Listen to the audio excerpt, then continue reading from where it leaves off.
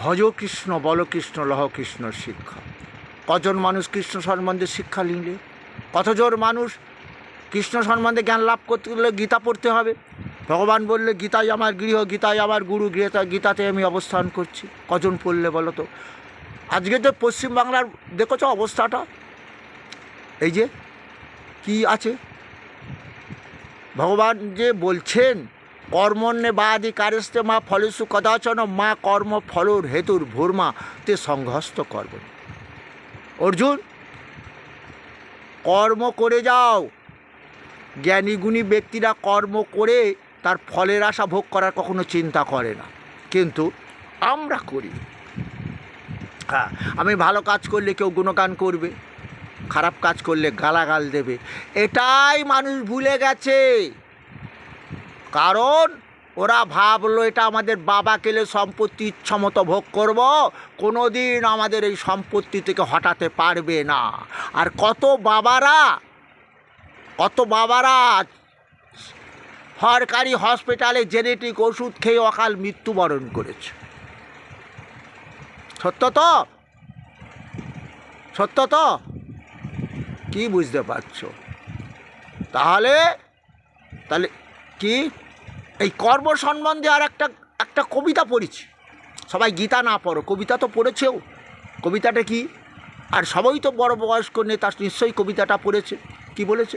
পরের কারণে স্বার্থ দিয়া বলিয়ে জীবন মন সকলই দাও, তাহারও মতো আছে কি সুখ আপনার কথা ভুলে যাও। আচ্ছা অর্জুন, ধর্ম কি? আত্মোপমেন সর্বত্র সমং পর্ষতি জহ অর্জুন সুখং বা যদি দুঃখং সযোগী পরমত। আমার মতে সেই যোগী শ্রেষ্ঠ, সবাইকে যারা আপন ভেবে সবাই আমরা ঈশ্বরের সন্তান, কাউকে দুঃখ কষ্ট পেতে দেবো না, আমার সামর্থ্য অনুযায়ী তাকে সেবা করব। তাই বাড়িতে তোমার কুকুর একটা শুয়ে আছে, খিদে লেগেছে, তাকে এক মুঠো ভাত দেবে তো? হরে কৃষ্ণ, দেবে তো? অনেকে দেয় না, বলে কুকুর এসেছে হাঁড়ি মারবে, ইঁট বেড়ে তাড়িয়ে দে। তুমি যখন মরে যাবে তোমার ছেলে সেই আবার কুকুর সেবা দেবে, মানে জানো, অতিথি নারায়ণ সেবা দেবে। আর ওই যে কুকুর খাচ্ছে না, হ্যাঁ, যত পুক্তি উঠছে সবাই তো রসগোল্লাগুলো খেতে পারিনি, মাছ মাংসগুলো ওরা খাচ্ছে তো। হরে কৃষ্ণ, হ্যাঁ, কী কষ্ট বলো তো।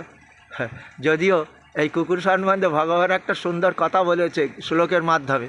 কুকুরদের বড় কষ্ট, ওদের যদি কেউ খেতে না দেয় ওরা সত্যিই খেতে পায় না। এখন তো সমস্ত দেখেছো, এসব পায়খানা তো আর বাঁশবাগানে আর হয় না। ওরা আগে ওটাই খেতে খুব কষ্ট হতো, তখন কষ্ট হতো তো।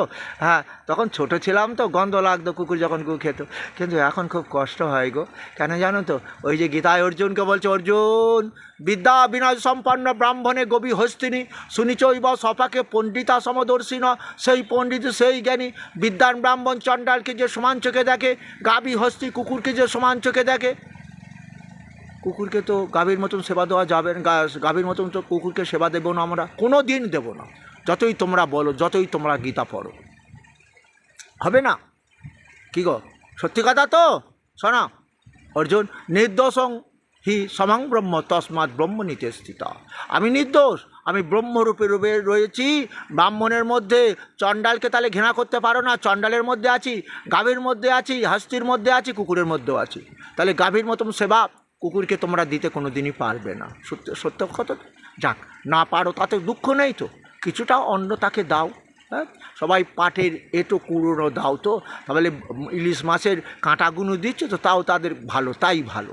ও আমার একটা কুকুর আছে, ভালো সুন্দর করে ভাত রেঁধে দেবো, খাবে না, কোথায় নোংরা কাঁটা কুটি ফেলে দেবে, সেইগুলো গিয়ে খায়। আমার কিছু করার নেই, কি করব বলো? শুনতে পেয়েছ? ওটা ওর কর্মের দোষ। আবার মদ্দা কুকুরটা পিঠ চেটে পুটে খায়। আর আমি কি করি? কাক আছে, কাক ডাকে, সবাই বলে কাকে খাবি না, পেটের জ্বালায় ডাকে। ওদের তো আর ভাগার নেই এখন। গ্রাম অঞ্চলে গরু চাষও, গরু পোষে না, ছাগলও পোষে না, এখন গ্রাম শূন্য। হয়তো দু একটা কারুর গরু আছে।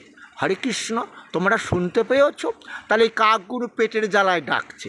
আর যত পাপ বেড়ে যাচ্ছে, কাকের সংখ্যা বেড়ে যাবে।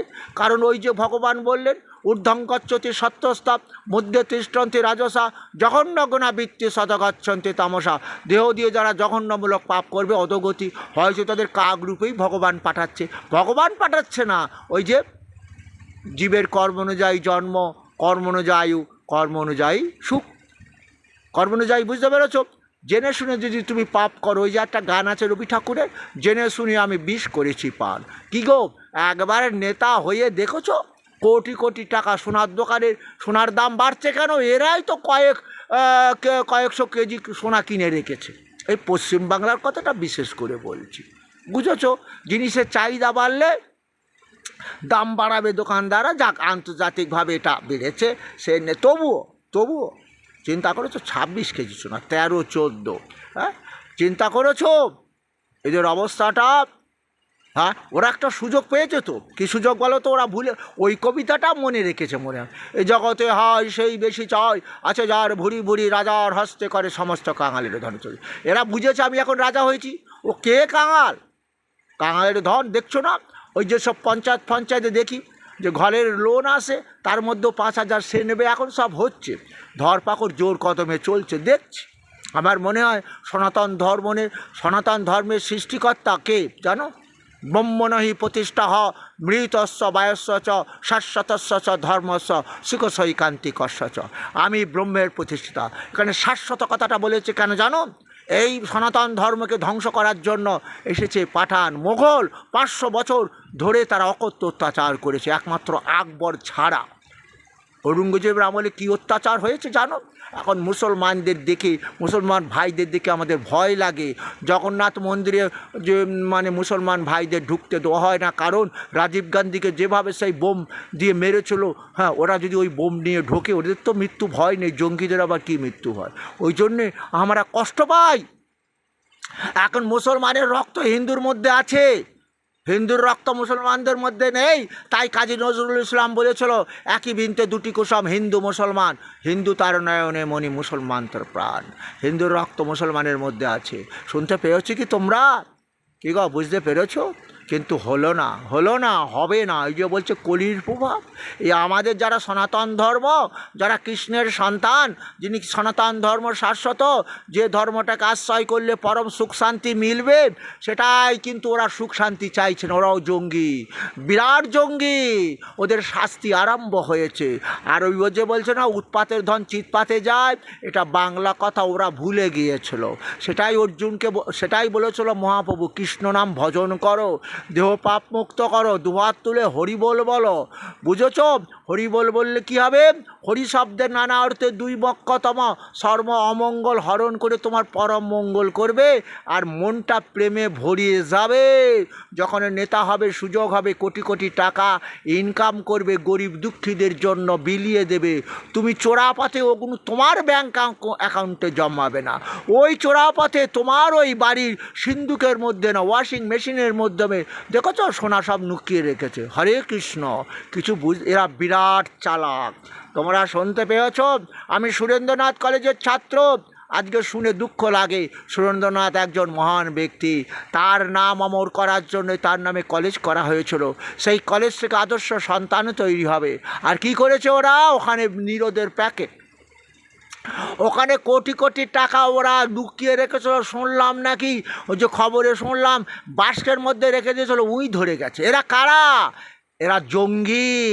এই জঙ্গি নিধন আরম্ভ হয়েছে। শুধু মুসলমান ভাইদের জঙ্গি বলো না, যারা বিশ্ব আদিন যখন পেন্টাগান উড়িয়ে দিল, সমস্ত রাষ্ট্রসংঘ বলল মুসলমান মানে জঙ্গি। না, আমি বলি না, আমরা জানি তারাও মানুষ, তাদের মধ্যে মনুষ্যত্ব আছে। কোরআন পড়ে তারা, যারা প্রকৃতপক্ষে, তারা কোনোদিন জঙ্গি হতে পারে না। আর জঙ্গি হলে তাদের গতি কী হবে? দোজে, নরকে। যখন আল্লাহ মালিক নূতন দেহ তৈরি করবে, তাদেরকে অন্ধ খঞ্জ হয়ে জন্মাবে। আমি গোরাচাঁদ গোস্বামী, আমার দেখে কষ্ট হয়। হা কি কষ্ট তার। শুনতে পেয়েছো কি তুমি? আমি এক মুসলমান ভাই আসছে, অন্ধ খঞ্জ, আমি তার সাইকেলের পেছনে কেরিয়ার করে তুলে নিয়েছিলাম। আমি সেই গোরাচাঁদ গোস্বামী। আমিও মক্কা মদিনার ছবিগুলো তুলি, কারণ ওই মক্কা মদিনাতে ছবি দেওয়া থাকে কোথায়? হালখাতার চিঠিতে, কেউ বাড়িতে লাগিয়ে রেখেছে। যাই, আমরা যেমন মা কালী, দুর্গা আরম্ভ করে যত দেবদেবী বাড়িতে রেখে দিই, ওরা যে কত বড় ভক্ত, ওরা যে কত বড় জঙ্গি। দেখেছ না, সেই মদন ঘোষ না মদন মিত্র মা কালীকে পুজো দিতে যাচ্ছিল, হ্যাঁ দিচ্ছে, ওদিকে মাকে বলছে আরও যেন পাই। হ্যাঁ, কিন্তু মা কালী বলল, না রে, তুই পাবি না। রক্তবীজ অসুরদের যেমন আমি রক্ত পান করেছিলাম, তোদেরও পান করবে আমি আবার রক্ত। ওদের রক্ত পানই করছে, ওরা টাকার সুখে পাগল হয়ে যাবে। তো ওই যে বলছিলাম না, যার 50-60 বছর আয়ুষ, হ্যাঁ তারও আয়ু কমে আসবে। তো কেন কমবে? ওই যে দুর্যোধনাদি 100 ভাই মিলে ভোগ করতে চেয়েছিল, ভগবান কৃষ্ণ তাদের মৃত্যু দিয়েছিল, অকালে মৃত্যু। তা সেই কৃষ্ণই তো মৃত্যু দেবে তো। হ্যাঁ, কি বুঝলে? তাহলে যদি দেহ দিয়ে তোমরা সৎকর্ম করতে পারতে, যেমন নেতাজি মরেনি, মরেছে কি আমার সুরেন্দ্রনাথ মরেনি, এরা বেঁচে আছে, এরা বেঁচে থাকবে চিরকাল। হ্যাঁ, শুনতে পেয়েছ কি? তাহলে গীতা পড়ো, গীতা জ্ঞান লাভ করো, আদর্শ দেহ তৈরি করো, এটাই মহাপ্রভু চেয়েছিল। আদর্শ ভারতের সন্তান হও। আজকে ভারতবর্ষ আদর্শ সনাতন ধর্ম সৃষ্টি করে গেছে কৃষ্ণ, সেই শাশ্বত সনাতন ধর্ম।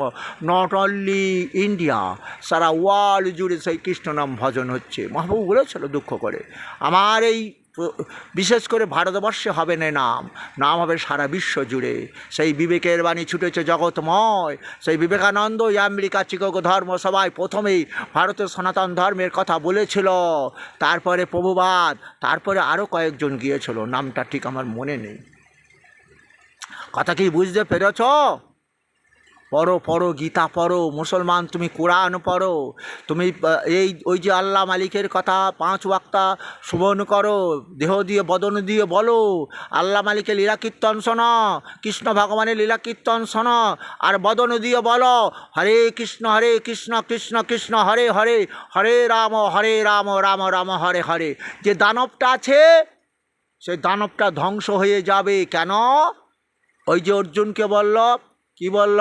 সর্বস্ব চাহং হৃদি, আমি কৃষ্ণজীবের হৃদয়ে থাকি। আমি কৃষ্ণজীবের হৃদয়ে শুধু থাকি না, সর্বস্ব চাহং হৃদি সন্নিবিষ্ট মত্ত স্মৃতি জ্ঞানম পহঞ্চ বেদৈশ্য সর্বরহমেব বেদ্য বেদান্ত কৃদ বেদে বিদেবাচাহম। আমিকে সমস্ত জীবের হৃদয়ে আছি, তাদের স্মৃতিশক্তি জ্ঞান দিচ্ছি। কি জ্ঞান? জীবের সেবা। এই জীবের সেবা না করে যদি ওরা 14 পুরুষের জন্য ধন তৈরি করে, এটা ভগবান কৃষ্ণ সহ্য করবে না। ওই যে বলেছিলেন পরিত্রাণায় সাধুনাম বিনাশায় চ দুষ্কৃতাম ধর্ম সংস্থাপনার্থায় সম্ভবামি যুগে যুগে। দেখছ দুর্যোধন কোটি কোটি হয়ে গেছে। কত কোটি মানুষ ভারতবর্ষে? কত কোটি? 144 কোটির মনে হয়। সবই তো দেখলাম সেই দুর্যোধন। এবং দুর্যোধনদের তুষমত করেছিল, তাদের আরও দুর্যোধন হবার জন্য সহযোগিতা করেছিল কারা? পূর্বতন সরকার। তো জানতো না দিদি আমার, ঘরের সংসারে খবর জানতেন না। অভয়ারকে যখন খুন করা হলো অন্যায়ভাবে, থেকে জানতে পারলেন তিনি পুলিশ মন্ত্রী, তিনি কি মানন, তিনি কি ডাইনি? শুনতে খারাপ লাগছে। মাটি মানুষ সরকার, ইস ছি ছি ছি ছি ছি, সারা বিশ্ব আমাদের ঘৃণা করে। হ্যাঁ, এ কী হলো? আজকে তুমি মা মমতা ব্যানার্জি, ব্রাহ্মণ কুলে তোমার জন্ম। এই ব্রাহ্মণ কুলে জন্ম নিলে কি হয় জানো? এস ভাগ্যবান তারা ব্রাহ্মণ কুলে যারা জন্ম নয়। ব্রাহ্মণ সমাজের শ্রেষ্ঠ কেন জানো? এই ব্রাহ্মণই পারে আদর্শ সন্তান তৈরি করতে। তা তুমি তো সেই মা। কেন ব্রাহ্মণ আদর্শ সন্তান তৈরি করতে পারে? তারা যজমানকে যদি বলতো, ওরে মরে গেলে গীতা পাঠ করলে কোনো কাজ হয় না, ও তো মরা শুনতে পেলো না, তোর বাবাকে কত ভালো মন্দ খেতে দিলি, খেলো না, জীবিত থাকালীন বাবা মাকে ভালো মন্দ খাওয়া, তাদের সেবা কর, ওই গীতা ভাগবত কথা শ্রবণ করা, হরিনাম তাকে দিয়ে বলা, বলতে না পারলে তুই গা, কারণ শ্রবণেও কিছুটা কাজ হবে। যারা প্যারালাইসিস হয়েছে শ্রবণ করতে পারে না, তো ওই জন্য তো বলছে যে সময় থাকতে অর্জুন সেই পরম ঈশ্বরের সময় থাকতে শরণাপন্ন হও। তোমার এখন যৌবনকাল, তো এই দেহে এটা থাকবে না, জরাকাল আসবে তো জরাকাল এলে তো আমাদের অনেক সময় প্যারালাইসিস হয়ে যাবে, মুখ বন্ধ হয়ে যাবে, তখন কি হরিনাম গাইতে পারবো? তখন কি হরিনাম শুনতে পাবো? তখন কি গীতা পড়তে পারবো, শুনতে পারবো? ওই জন্য তো যৌবনকাল থেকেই ব্যাংকে টাকা জমিয়ে রাখতে হয়। বার্ধক্য দশা তখন খাটতে খুঁড়তে পারবো না, ব্যাংকের টাকা ভোগ করব। তাহলে সেটাই তো এই দেহ ব্যাংকে সেই কৃষ্ণ নাম ভজন করো, হরিনাম করো, গীতা ভাগবত শ্রবণ করো, পাঠ করো, এটাই বলেছিলেন মহাপ্রভু। শোনো শোনো নিত্যানন্দ, শোনো হরিদাস, আমার আজ্ঞা সর্বত্র করহ উপকাশ, অতি ঘরে ঘরে গিয়ে ভিক্ষা মাগ।